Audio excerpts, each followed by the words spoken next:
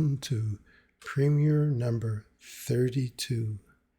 And tonight we're going to continue along with the third in a sequence of 3 discussions about do-it-yourself health.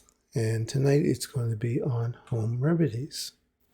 So this is, as I said, the third part, and I will put the links to the first 2 parts in the comments. And I thought it'd be worthwhile to take a break from our internal map of reality work and look more deeply into what we can do on a physical level for our daily health. So the topics that we will be covering include a little discussion about what home remedies are, just so to get a common line. And of course, a little bit of just common sense and discussion about the fact that, this is not about getting medical advice. Strongly urge you to, find a good holistic health practitioner that can advise you on all aspects of your health. However, I think any credible holistic health practitioner would want you to do your most to strengthen your body and to work along. And also, I will be going into some of the historical uses of home remedies. And then I'll look at sort of the class of minor remedies, minor ailments. I'll use the sore throat as an example.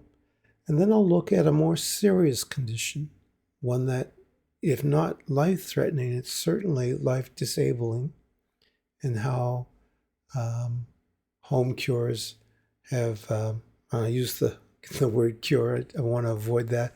I should be using the word alternative treatment.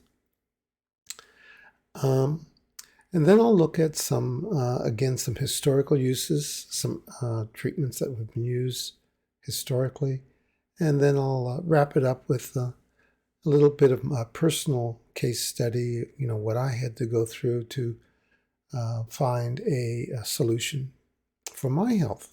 I think sharing that is just maybe something that could be beneficial to someone out there watching. So just to recap, when we're talking about do-it-yourself home remedies, we're really talking about a class of things that you can do for all 3 of your bodies. And it would include you doing some form of meditation, some form of physical exercise. For me, it's Tai Chi. But for you, it could be walking, it could be bicycling, it could be yoga. For me, I combine my meditation and energy work with Tai Chi. And then, as I indicated last week, the whole class of doing physical activities, what you do on a daily basis. And this is where we get into things that you can do specifically for your health. Okay. Now the disclaimer, and again I want to repeat that I am not a doctor, and the intent here is not to give medical advice. You need to do your own personal research in conjunction with your health practitioner. And always go with evidence-based. You can go online now and search if you have a specific condition that you're working on, and you can search and find out what other people have done. And there's reams of information. And that's basically what I had to do. I had to go out and say, well, what's similar to what I have, and who out there is having it, and what has my family or home practitioner said to me about it. And also always rely on what has historically been successful. And everything that I hope and that I'm saying here is compatible with what you are finding out with your health practitioner. Okay, so let's get into it. What are home remedies? Home remedies, for me, are things that deal with anywhere from minor ailments to major interventions, and that will include all natural products. And you see here in the slide, there's lemon juice, there's peppermint, garlic, cinnamon and honey paste. And these are all things that have been used all through the ages to deal with everything from sore throats to cuts. And as you will see here, these remedies are also being used in a clinical uh, setting. And the one I will be referring to later was actually conducted, some good research was conducted on it. But as you can see, so here are the main ones that you see here. And let's look at an example of a sore throat. So if you have a condition, which is very, very common, it could be the prelude to a cold or the aftermath of the cold. But at some point you may experience some probably infection or inflammation in the throat. It could be in the nasal cavities and so on. And so what are the go-to things here for sore throat? And I class this as a minor ailment. First is recommended warm water. And the one I would go to first is warm water with salt. And just gargle it and rinse it. Now, you must understand that salt water solution is what they would call a saline solution. If you are going to use it to cleanse your eyes, say you have sore eyes, maybe they've been infected with airborne particles, maybe you're allergic to something and you have red, swollen, irritated eyes, you can go to the drugstore. You may have to go to the pharmacist and ask for it, but it should be well labeled. Sterile saline solution for your eyes. Okay, it's a prepared water and salt solution. That's all that should be in it. But the important thing is that it's distilled water and it's been sterilized, and so it's perfectly clean and safe to rinse your eyes out with it.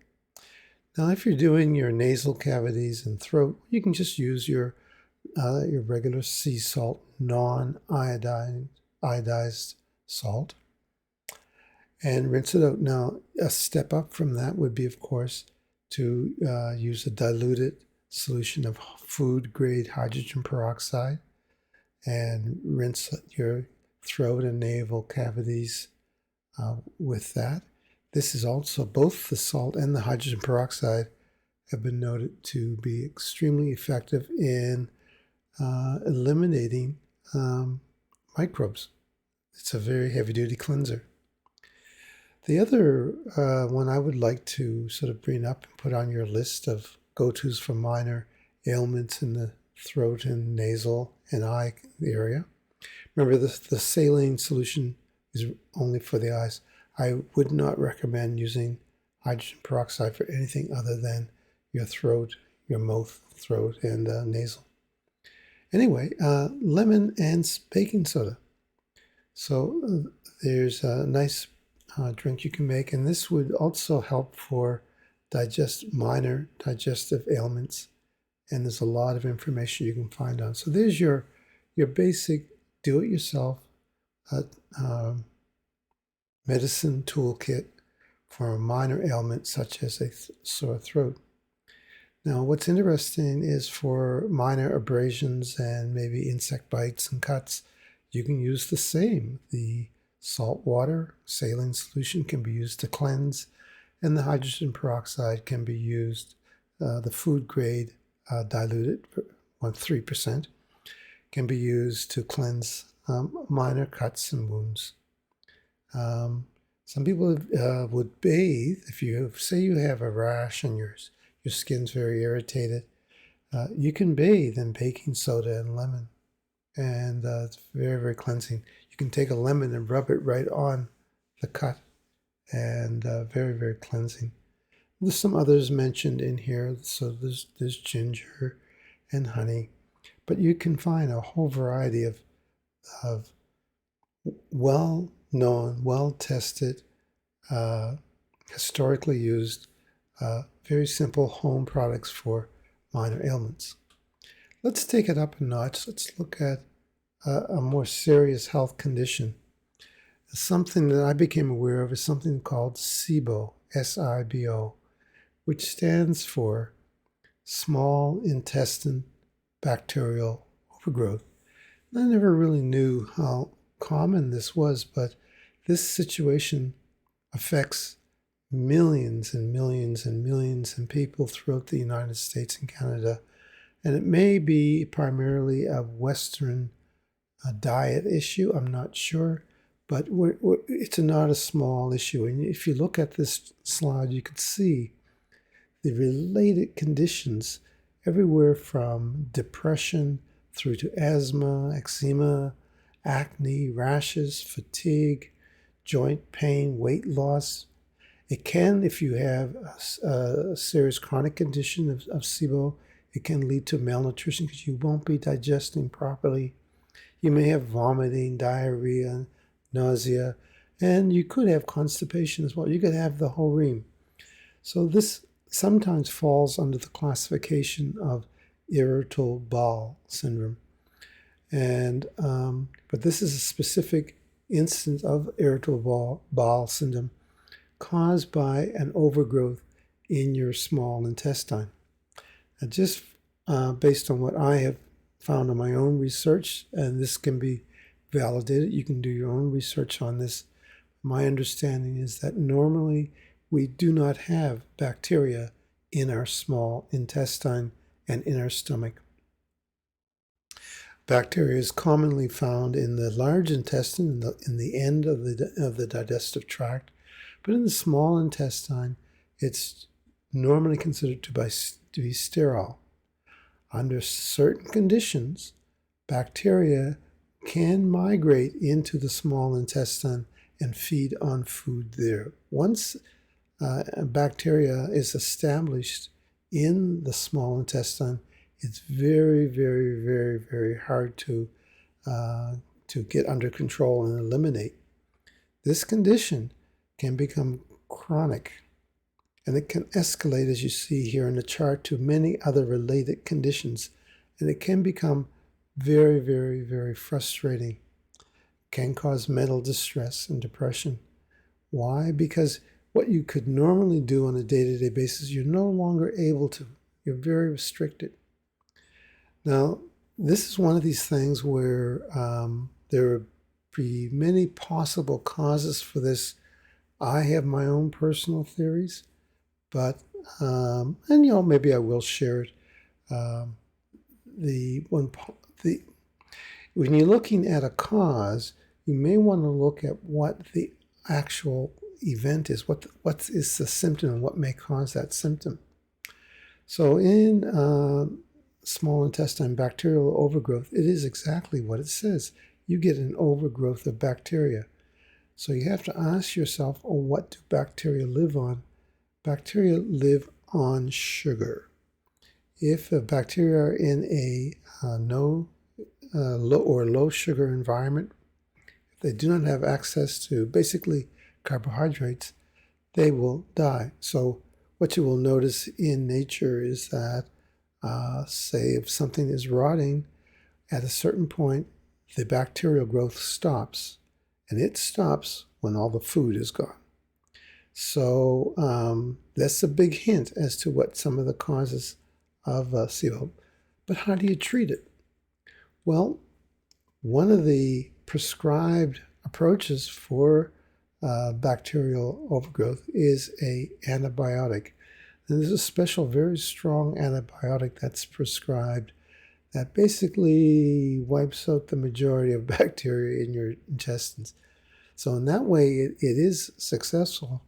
But what I found out in doing my research is that in most cases, after an antibiotic treatment to contain or control the small intestinal bacterial growth, it normally returns. So my research has shown that it's not an effective cure. It does not cure it. It will slow it down. And from what I've seen, it comes back, all the symptoms come back even stronger. So what is there for a treatment that I found recommended by a clinic out of the United States? And I apologize for not having the link for that clinic, but I will try to research it and find it. But this clinic did the research, and they found that the preferred method for dealing with a bacterial overgrowth in the small intestine is to diet. And by diet, I mean restrict the food. So remember, bacteria lives off sugar. So for a period of time, if you restrict sugar, and there's all kinds of information that you can find on the internet. I'm not going to recommend any particular diet. That's not my job here. But there's lots of information on how to restrict sugar in your diet temporarily or long enough to get the bacteria under control. But the diet alone isn't going to do it, isn't going to help you. The recommended solution was peppermint oil. Now you see here in the graph, there's a particular type of peppermint oil. I'm not promoting this particular brand. There's all kinds of different kinds of brands. This just happened to be an image I found. The thing I want you to notice about it is that it is a capsule, soft gel capsule, and that it's designed to support gastrointestinal comfort. Now, it doesn't come right out and say this. Some of them say SIBO. But here's what happens. You take this particular type of enteric coated, and that's important. It's enteric coat. It's coated so that it does not dissolve in your stomach. It needs to stay intact and dissolve in the small intestine. So you take the peppermint oil, goes into the small intestine, and the peppermint itself is antibacterial, and it will weaken or destroy, begin to clean up the bacteria naturally in your digestive tract if it's done in conjunction with removing the food. So you have to do both things. So you have to cut back on the sugars, the carbohydrates, long enough to take, probably a week or two, and take these capsules several times a day. Now, you can go online, you can research this, the use of peppermint oil for SIBO. You'll get all kinds of information. Why doctors do not recommend this, I have my theories on this. But this is a situation where SIBO is connected to diet and long-term diets of having too much sugar. In conjunction with the peppermint oil and the restricting, ideally 100% restricting of carbohydrates, sugars, until your condition is healed, and you should get results almost immediately. Meditation and fasting is also recommended with this, and the reason for the meditation is that your stomach is connected to your emotions and to your mental state. And you might know if you've had to do something in public, like maybe make a public speech, you may have noticed that if your stomach gets upset, there go butterflies in your stomach. So your stomach and your mental state are connected. So meditation helps calm your entire body, right? And the fasting helps, it just helps eliminate the sources of food for the bacteria and helps your body cleanse. So here's an example of a herbal solution that works better and is documented. Research works more effectively than traditional antibiotics. Okay, so let's look at it at another level here. If we look at the historical uses of herbs and home remedies, one thing I always find interesting, if you look at the field medicine in World War I, they didn't have penicillin and they didn't have pharmaceuticals. And they treated most of their wounds, the burns, with herbs. And there was a special herb, a very special one, which they used for burns and cuts and wounds and even broken bones. There's a very special herb that's noted for that. And this herb is called comfrey. The comfrey is an herb. It grows wild throughout North America and I believe all over Europe and the world. And in my books, it's considered one of the major herbal herbs that you can use for herbal medicine. Now, it seems to me, I must check on this, it seems to me that there was some negative information put out about comfrey, and it may even have been banned for a while. My conspiracy side of me says that it may have been banned because it is extremely effective.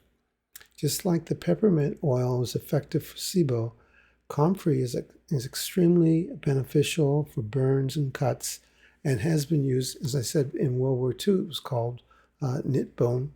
I called it bone knit, but it was used as a poultice. You'd take the plant and just make a poultice of it and put it over the broken area. You can get various concoctions involving comfrey, and you can make your own. If you go online and search for comfrey, you can find it. Good picking guides. Now, you really want to be careful when you're out there picking comfrey. I would recommend you just go online and purchase organic comfrey online. Or if you know someone who has a lot of skill and knowledge in the wild and can guide you and show you how to pick it. But it grows probably in your backyard. Very effective. Now, for me personally, I had to go through the problem of having a small intestinal bacterial overgrowth. I had SIBO, and it lasted for several months. Mine was a result of a food poisoning, and typically it's some incident like a food poisoning or an operation that gives the bacteria a chance to spread throughout the small intestines. Well, I began to get worse and worse symptoms. And when I went to doctors, I had various tests, there was no specific issues found. So there was nothing. So it was one of these situations where, because there was no specific thing that was broken, there were no treatments. So my condition went untreated for quite some time, for months and months, and I had several trips to the doctor and to the hospital, but no treatment, no solution, no identified problem. It was as if this was natural, and it is not natural. Okay, so what did I do? So I had to go and do my own self-study and research, and here's what I found out. I found out that, as I explained in the previous slide, through diet and the use of peppermint oil, I could fix that condition. It went away, and it was, I won't use the word CURE, but let's say the symptoms went away 100%, not to return. So the reason I'm saying this is because I think a lot of people may be suffering from intestinal stress and not getting enough advice out there to be able to either mediate it or actually correct it. And I would strongly urge you to look for an herbal and diet solution and consider natural healing. If your allopathic family doctor has not been able to offer you a solution, I would be very hesitant to take a pharmaceutical antibiotic solution for any of the intestinal issues. Because what I found out that the antibiotics, and I did take a very strong antibiotic in the very early stages, and that's when all heck broke out. It was not pretty after that. So I don't recommend it. It definitely is not a permanent solution. It took, really restricting sugars, and the hard part about that, I think, for people to realize that sugar is a uncontrolled use of sugar when you are ill is very serious. Now, if you're young and you're healthy and you have no issues, Yeah, you can take a lot of sugar. Your body has that capacity. But I'm just saying, if you run into the situation where something happens where you no longer can digest sugar properly or effectively eliminate it, then you may want to consider going out there, doing your research. And if you have an intestinal issue, go online, do your research, and you might find that the solution is rather simple. That of just stop feeding those bacteria and, do some fasting and things like peppermint oil. Also, oregano oil is also been said to be extremely effective. It's also another very good cleansing. And I think what happens with these oils when you take them internally in the gel capsules is that they don't kill off all the bacteria. And I think there are bacteria which are healthy for you. It doesn't kill those off. Though again, I must stress that my understanding is that your small intestine and your stomach should not have any bacteria in it. Well, that's pretty much my discussion for today about the use of herbal and home remedies. It's just a tip. It's just the tip of the iceberg, and I know there's many, many more options and things you can do. In the comments, I'll put a link to a website that has lots of case studies and also has a wide variety as an index, so you can search your health condition and find case studies of what other people have done. And these case studies are sometimes just individuals reporting in, and some of them are actually a research conducted by medical clinics, etc. It's worth taking a look, and I would strongly urge you that if you don't have a clear designated solution from your doctor, that you get out there and do your own research. Well, that's it for tonight, and I'll be going back into the internal map of reality in our next session, but I thought it was important to get this out for everyone. I just really wanted to share it. So have a great week, and we'll see you in the next live stream.